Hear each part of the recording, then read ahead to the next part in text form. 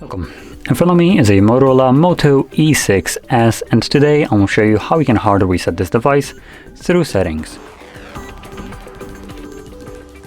So to get started, navigate into your settings application.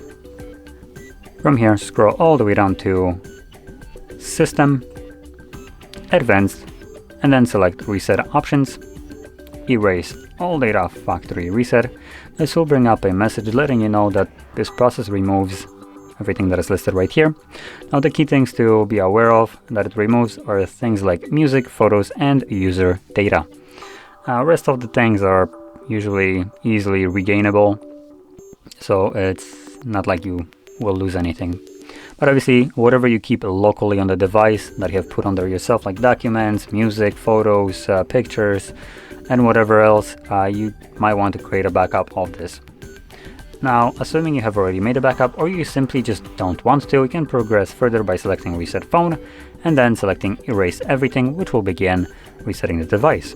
Now, the reset should take about 3 to 5 minutes and once it's finished, we'll be presented with Android setup screen. So I'll be back once that is visible.